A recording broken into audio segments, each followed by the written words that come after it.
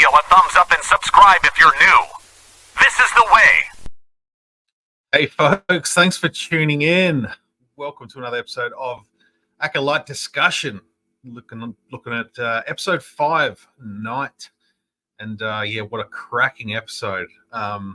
This one felt like the tipping point for the series, absolutely crossing the threshold of what we once knew the galaxy to be, at least in terms of our core group of Jedi characters. To what's next? What's next? We're definitely left asking that after last week's episode with that finale, which just left us on the edge of the seat, and boy did it pick up where it left off. Yeah, this one feels a little bit Rogue One-ish, just in terms of the characters. So if you haven't watched the episode yet, I'm going to be spoiling the crap out of this damn thing, because it was just, oh boy, I watched it twice. We're in brand new territory. This series could literally go anywhere. I'm actually really thrilled to be along for the ride, and I hope you are too. I hope you guys are all enjoying it, whether you're watching here live or you're catching up on the replay on my channel later on. I do appreciate everyone stopping by and hanging out. It's been good. It's been a lot of fun. This week has been, very exciting for Star Wars Conversation. Having a lot of really, really good discussions, particularly at work with colleagues and customers, about the show, and I find having some really, really good discussions. And I find you do get to have a lot of really, really good discussions when you're not in the comments section of a Facebook thread, which is just, fueled by rubbish. But we're not going to touch on that tonight. I'm dedicated to keeping positive, keeping happy. We're going to stay focused on what we just saw tonight, because that was just far out, man. Like, if you're just zooming along with this show, enjoying it, and you were just hanging out for some lightsaber action, if that's what you've been hanging out for, I think you may have got that tonight. I think you may have got what you wanted, because far out, man. That was brutal, to be honest. That's the best way I can put this. I do have some notes in front of me here, like just on my second watch. I've been watching it at the shop and then coming home and watching it again with subtitles on, so I can take some notes as I'm doing it, just to jog my memory while I'm here on live. Buddy Brian's here. What an episode. My mind has been blown. Oh, dude. So yeah, it's episode pretty much opens, moments after where it left off at the end of episode 4, day. And yeah, it is night, because this is a very, very dark episode. And I'm going to quote Chaz Michaels from Blades of Glory. Says, "The night's a very dark time for me." His response is, "So dark for everyone, you idiot." So yeah, it was just the lightsaber combat, man. This is just far out. This Sith, we have this. We have the identity, and it was who I'd presumed all along. So I'm just going to go straight into that. It was Chimera the whole time. I thought the emphasis, particularly in the last episode, of him playing off this sort of goofball, and there's a few little moments where he's knocking stuff over and he's tripping over stuff. I'm like, nah, they're playing on that too much. And I know Star Wars isn't so anti-obvious. Like, they don't necessarily spell it out for you, but it's not so twisted and diverted in its storytelling. It's always been, it's there in front of you. It makes you think a little bit, but it's not like watching Inception or something where it does actually make you think a lot. So yeah, obviously the Sith here is Chimera, or Chimera, however you say it. I'm not sure. It's Qimir. But yeah, like I said, I sort of predicted. I think most people were kind of on the money. My hair master at work, he was, even up until the reveal, he was kind of sold on it and being the mother still. being a slight chance that it was the mother, and that was basically a lot of that was based on Kalnaka there on what was the planet called? This is all new stuff that just hasn't sunk in my brain yet. Yeah, so that was based on like Kalnaka's sort of scrawlings and stuff in his heart. We saw a little bit more of that. The sort of spiral markings that the witches sort of had ordained on their faces and stuff like that. But yeah, the 4 Jedi that tagged along the mission as sort of extra accompaniment, they just sort of got taken out pretty quickly. I was a bit sad to see my new Keldor friend that wasn't Plo Koon. Basically, all those Jedi ended up like meat on a skewer, really. But the lightsaber combat, particularly with Kabir, was just, there was a fluidity to it. There was this motion that was just incomprehensible. Like there's one thing sort of seeing Darth Maul in episode 1, and he's very acrobatic and very quick with his movements. There's something fluid about this guy. I don't know what it was. I'll be watching these lightsaber duels for a long time to come, and I think we'll be analyzing this episode in particular as some of the coolest lightsaber combat we've seen. And yeah, if you're here, please jump in the comments. Let us know what you thought of this episode and what you're thinking so far. But yeah, he sort of run through most of those Jedi and using, techniques that obviously the Jedi didn't know about. I did make a note here. Or did I?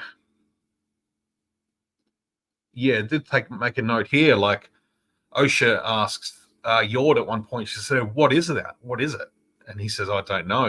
There's something, something about his fighting style. There's no method to it. It's not similar to the Jedi, which takes me up to Revenge of the Sith when Darth Sidious initiates the fight with Mace and the other 3 Jedi. And it just shows that the Jedi are so unprepared in their ways to duel someone whose methodology of dueling, it doesn't line up with their Jedi methods. So even later, like, we're talking, this is 100 years before the rise of the Empire. So let's do some quick maths. We're talking 80 years before Phantom Menace, give or take. 90 years before Phantom Menace, somewhere in that range anyway. So, hey, Commander Jesse's here. What an awesome name, fellow Adelaidean. Welcome, dude. Appreciate you coming and stopping by. Fodder for the slaughter, absolutely. But yeah, it just sort of shows that even then, and saying now is in the prequel era when they go in, Mace Windu's like, you're under arrest, Chancellor, and they got no legs to stand on, those 3 Jedi. They just get taken out so quick. I'm talking Kit Fisto, Saesee Tiin, and Agent Kolar. They get just completely wiped out within moments. And I think that sort of echoes what we saw in this episode, is that the Jedi have been so regimented for so long, they haven't had those adversaries to keep everything fresh. And it's this beginning of this this dogma, this sort of working by the books, this operating like by strict manuals and lightsaber forms that, it's not until, Obi-Wan gets a lucky break in episode 1 and is able to take out Darth Maul. And then, obviously through the Clone Wars, there's multiple lightsaber duels. So they've become a little bit more proficient, particularly, Anakin and Obi-Wan, to the point where they fight each other. But yeah, in terms of, strict lightsaber combat, they were completely caught unawares when this Sith guy comes here. A lot of interesting things about this character too. While he mentions it, he doesn't directly declare himself as a Sith, which I found interesting. He basically says, "You Jedi are what you would call me a Sith." So whether he is Sith or not, yet to be seen. I think it's pretty safe. He said he's got no name. He goes by no name. Obviously, Chimera is just a civilian alias that he goes by. That's pretty much how we know him. That's probably how we're going to know him. But yeah, he hasn't got a name. And my sort of theory goes with him still being an apprentice to a higher up. I think he's looking for the Acolyte to then, be able to join him and usurp the greater Sith Lord. I think that's what's going on here personally. And it's not until he can fulfill that trial of taking on Acolyte that he hasn't yet been given a name by his master. He hasn't been given a Darth title. And he's very much risking a lot here by putting himself out there as a Sith, being undercover. Now, I think I talked about that last week. The fact that he's revealing himself here with a lightsaber, and he basically says in this episode, I've got to take out everyone here that's alive, so that this can't get out. So he's taking an awful risk in unveiling himself as a Sith and unveiling the Sith. But it's what I found interesting is the frame of mind that he comes from, this point of view of, the Jedi being the ones to make the rules. And, they're the ones that hold this cradle of power and not allowing the Sith to be present in the galaxy, which is really interesting. It's a cool dynamic to sort of see come in, and an interesting point of view. And obviously we get to the point of the prequels, and Darth Sidious is, if you go from the Sith point of view, his plan is, how do you get rid of this absolute power of galactic domination by the Jedi, but eliminate them? That's how the Sith are able to become, present in the galaxy, being able to exert their own power for their own needs, because there's no longer Jedi around to stop them. So there's this whole back and forth between, Jedi sort of seeing as good, but the Sith don't actually see themselves that way. The Sith seek freedom in their own ways. And I find that dynamic super duper interesting. And I dare say we're going to explore some more of that as this series goes on. We're 3 episodes left. I'm not going to wish it away too quickly because, oh man, we got some awesome conversations to have about what's going to go on here. But yeah, the choreography of these fights would just, even some of the hand-to-hand stuff, I thought Padawan Jackie, she was awesome. Like, I love some of that dual lightsaber stuff she was doing. I was like, I feel like Ahsoka may have watched some of her Holo documentaries, like her Holo vids, to learn, a little bit of that dual wielding lightsaber combat. But I assume that's something, most Jedi are sort of efficient in their own ways. Eventually, obviously, it's completely useless against, a Sith who has their own methods of dueling, and, the surprise little Shoto blade at the end where he's puts the other one off, and then treats her like a pincushion. I thought that was rough, but yeah, obviously the only surviving Jedi in this episode after this episode was Sol, and he nearly took a bit of a dark turn himself, which was, yeah, that was very, very close. So that was interesting. There's still a lot more to Jedi Master Sol that we haven't seen yet. But yeah, what else are my notes here? I've only got a few little things. So most of it's sort of in regards to Chimera. And Yord mentions him. This is when Yord mentions, him being able to get inside your head, get inside a Jedi's head. He says, and staying there. And Osha's response is, her mother used to be able to do the same. She used to be able to get inside. She saw her get into the head of a Jedi, which is where this sort of connectivity between those witches, and particularly these twins, Still have a bit to play. Not sure yet exactly what that is, given the end of the episode where they did the old switcheroo, the old weave and switch them out, and the most efficient haircut ever, I got to say. May gave herself, just head forward, lightsaber up, where you go. And if we could cut hair like that at Kessel Run, we'd be getting people in very, very quickly. It'd be awesome. We should get some photos of us cutting hair with lightsabers. Yeah, I'm thinking that should happen. That should happen at some point. But yeah, out of all the deaths of all the characters in this show, like Yord, I was probably gutted the most for him. Maybe Jackie more so. But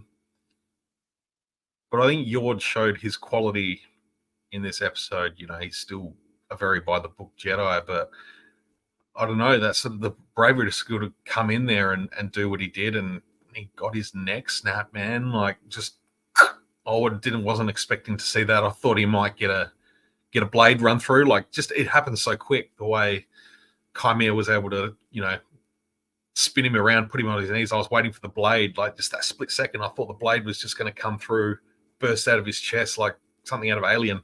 But no, he just ripped the neck around, and it was like, damn, that hit pretty damn hard. That was tough stuff.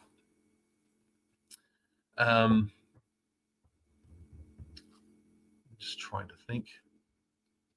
Sort of skimmed through my notes pretty damn quick. There's so there's a moment where Soul says to Chimera, he says, what kind of master hides his face from his pupil? And he says, I could ask you the same thing. And that's interesting because there's, like I said before, there's still a little bit to dig into there with Soul and what caused Osha to leave the Jedi. And at the same time, we've been getting a few hints about Soul, and he's promised the truth to Osha a couple of times now. There's a few little thoughts that I've got here coming in. Just the way my brain works, it sort of just unravels this as I talk. He sort of said, this in the middle of their duel, he sort of says, he's been Chimera. Soul sort of says something along the lines of, he's been, consumed by the darkness. And he says, no, I've made peace with it. And there's another moment earlier on in the duel, where he sort of says, take off your helmet, sort of thing. He's like, and let you control my mind. So there's this whole Magneto thing going on here, where if he's able to if he takes off his, am I looking into that the right way? That's just sort of how it came across. It's coming is very much like, no, I'm not going to take off my helmet, and then you can, read my mind. That's not something he wants to happen. But then when he loses their helmet, it doesn't take the opportunity to do that. And I feel like that might have given something away. Whether he did or not, I'm not sure. It's so much happened in such a short amount of time. These last couple of episodes have been around the 30-minute mark, maybe a little bit less. I know it comes up 34 minutes, but if you take it at the credits, that, split moment of intro, probably leaves us about 27, 28 minutes. But boy, did they pack in what they needed to. That was bloody fantastic.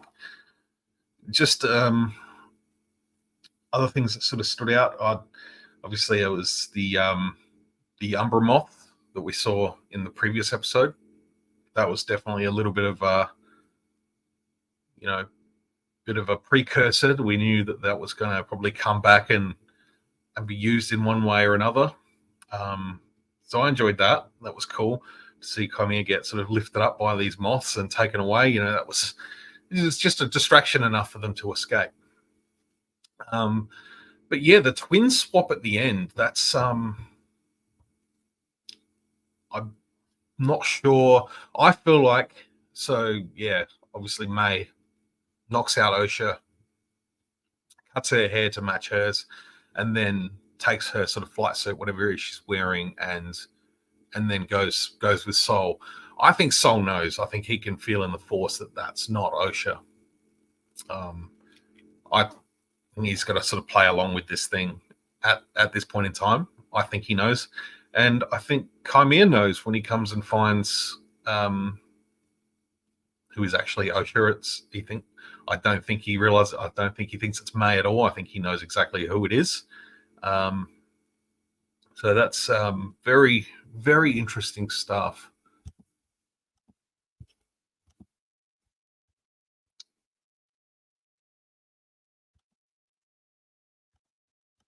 But yeah, it's been definitely one that's going to make me think for the next week, which is something we talked about at length throughout the week. It's about, I had some, like I said earlier, I had some really good discussions with people throughout the week, and having this week-to-week episodic format is definitely a win for my liking, because you get to have those chats. You get to talk about, what could happen. What do you think is happening?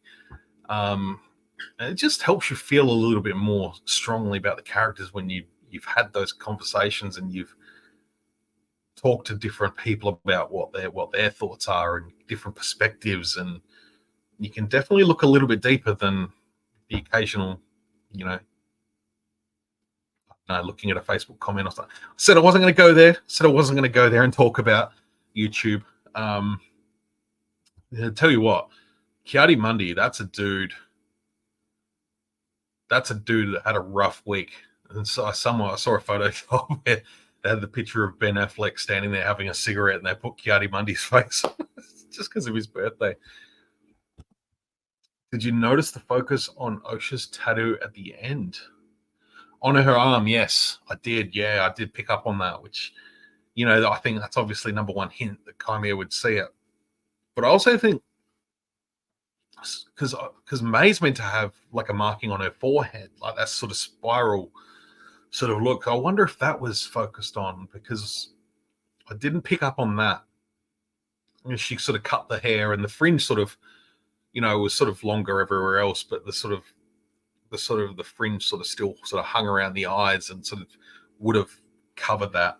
But I think with Basil finding the top part of Pip, excuse me, I'm yawning already. Yeah, finding Pip and then tracking them back into the ship, I think that's going to be a little clue. Not going to be able to track. He's going to be able to smell the difference between May and Osha. I think that's my little prediction for the next one. But in terms of predictions, I've been enjoying just sitting down and watch the episode each week. It's also having the discussions are great, but just being able to switch that all off and then watch the episode with an empty frame of mind. But yeah, we were left sort of flabbergasted by this episode, just watching all the action unfold, and just all these characters that were just, all new characters, like Rogue One, man, like watching them all just get knocked off one by one. It was kind of hard, man. Like, I think, yeah, it's sort of just, as I'm thinking about it, I think, yeah, Jackie was definitely the most hard hit, just the way Soul reacted. And boy, that dude, I can't remember his name, but the actor playing Soul, dude is killing it, honestly. Like, he's absolutely killing it. Considering the dude learnt English to play in this series, like, that's dedication. You can't question that at all. Let alone the fighting. The fighting. Whether he did that or not, the stunt people, I'm not sure. I assume there was some stunts involved. But yeah, new appreciation. I'm hanging out for those figures to come out. Even though, so I'm just trying to think of the Black Series figures that I've got pre-ordered. There's Soul, still going. There's May, still going. There's Jackie, she gone. There's Yord, she gone. There's Osha still around. One more, Indara. She gone. We're buying all these, and we're buying figures for dead characters, but at the same time, I've got a sail barge that blew up. I've got, I kind of wish the figures had just sort of hit as the show started airing. I think they did that well with Ahsoka, because we're able to have some of those figures during Ahsoka as that series was coming out, and that was definitely awesome. Like being able to have that physical sort of that figure holding while you're watching the show, sort of thing. I feel like once those toys are dropped, and they're not far away, I think pre-orders are due to come out any week now. I think early mid-July, so it could be a couple of weeks away. But if Hasbro want to reveal one of the Sith, dude, that would be sick. And Carl from the Wampus Lair, he put up in his story, he's like, put a picture of him with his Force hand out, and he's like, what did he say? He said something like, hands up if you didn't skip arm day. And it's like, that dude's got some guns. That was the other thing that I wanted to talk about. I didn't end up writing it down, but it just sort of jogged my memory. It was the deactivating the lightsabers, being able to knock them out for a short period of time, which was really interesting. So he had these braces on. Kamiya had these braces on, and I know a lot of people have mentioned, Beskar. Even there's another metal. What's it called? Cortosis, which is another Star Wars metal. It sounds like a metal band name. What do you reckon, Brian? You can get a Cortosis. You see that I could see that written like that. It's just, in a death metal logo. That'd be cool, actually. So a lot of people sort of saying, my thought is, he's not cutting the blades off, he's not doing anything, but he's hitting them hard enough to just to sort of destabilize the electronics and whatever else is inside these blades. So he's knocking them hard enough. He's just doing enough just so that they go, oh crap, you'll let this thing sort of just settle down a little bit before we can reactivate. But it's buying him enough time to skewer these MFs. Like he just that one where he ran that guy through with his blade, and then it was a lady. I can't remember. Ran her through with the blade, and then force pulled the other Jedi straight into the back. Like, I was like, damn, that was brutal, absolutely brutal. But I don't know, very entertaining episode. I'm just unsure where the complaints are coming from. If they're looking for this was just undoubtedly Star Wars. It's just, whether you see Star Wars as something a little bit more lore heavy, deep, whether you see it as lightsaber duels, I think this had it all. I don't know where we go from here, honestly, guys. I really don't know where we're going to go from here. It's exciting times. I'm gearing up for. Look, I'm not going to get my hopes up, but I hope we're going to get some bigger picture Sith stuff. I feel like it's got to be bigger picture, doesn't it? I don't know. Is it going to go there? Maybe in the first season. I don't know whether this has been greenlit for a second. I'm not sure. God forbid Rotten Tomatoes has any impact. I think that's all rubbish. But God, I hope the numbers are really good for the show. Everyone's complaining on Facebook, but if they're still watching it, they're still coughing up money to Disney, which is all they care about. That's all they need to know. So we're going to see. We're going to find out. We got a week to 3, 2, 1. We've got 3 weeks left, and we'll know. We'll be able to judge this story as an entirety, like entire 8 episodes. Because up until this point, up until today, this was the first time everyone's going into it completely free, free to think about it and consider it. So it's been cool. But yeah, a little bit quieter tonight. It is what it is. I was hoping to have a few more people in the chat, but I do appreciate you guys for stopping by, and there's a few people watching. Whether or not they're just not commenting along tonight, that's fine. It's all good.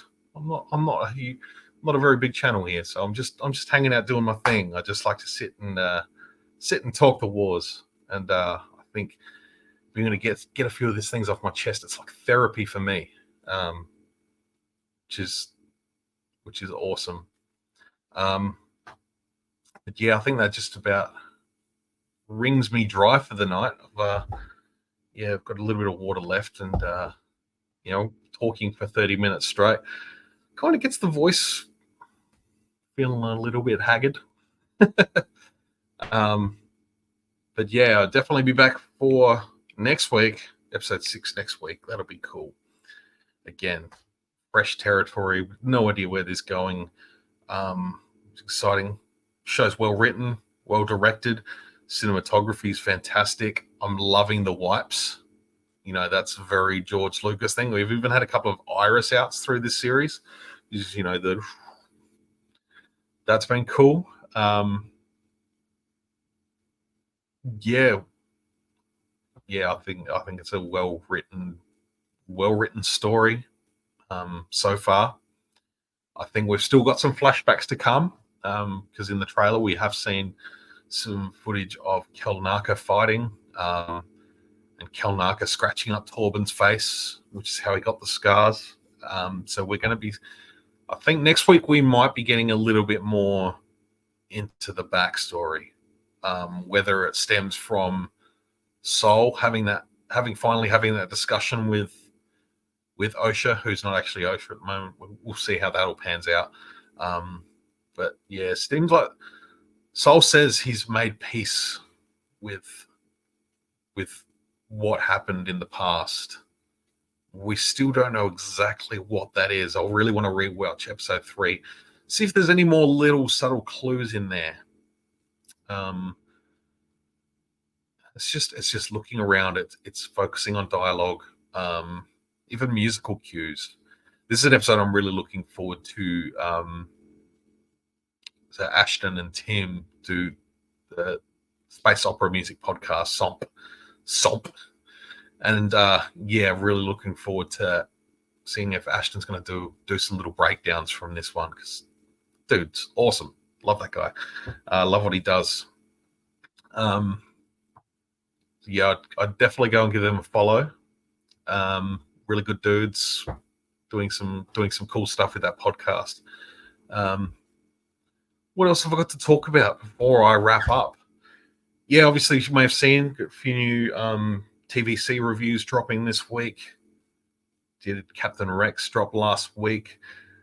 Princess Leia, The Mandalorian Judge have just dropped these last couple of days. I've got the return of Clone Wars Thursday throwback tomorrow, which is awesome. I did pass on it last week. I didn't get the time, and I was feeling a little bit flat at periods last week. It's winter here, and constantly just fighting off little colds and bugs and stuff all the time. Power of the Force Friday, we're going to go ahead. That's coming. And then on Saturday, I've got the review on the Cal Kestis in Imperial disguise, which is a super, super awesome, surprising figure. And then, next week, I'm not sure exactly what I've got planned. I haven't got any new stuff coming in. It's just sort of a waiting game on a few different items. So I'll be opening up for some requests or anything like that. We'll see. I'm just trying to think. What else I've got planned. Hey, Hannah, what's going on? Glad you could just drop by. I'm just almost wrapping up. Yeah, good time. Definitely good time. What else have I got planned? I need to get cracking on my Mando outfit. That's what I've got to do. I've made some good headway about a month ago. and then I've just stopped. I've gotten slack. I haven't gotten slack. This winter, this cold crap that we're getting, it's literally like 3 weeks ago. It's like the weather just went and it's just snapped and it's gone cold. It's just gone cold. The days are short and motivation has just completely died. But yeah, I'm still planning on having that outfit done for Supernova in November here in Adelaide. But there is a few people are going to AvCon this weekend, which is the anime video game convention. I'm not going to go. I've never been to AvCon. I think it'd be cool. Maybe next year when I've got a costume to wear.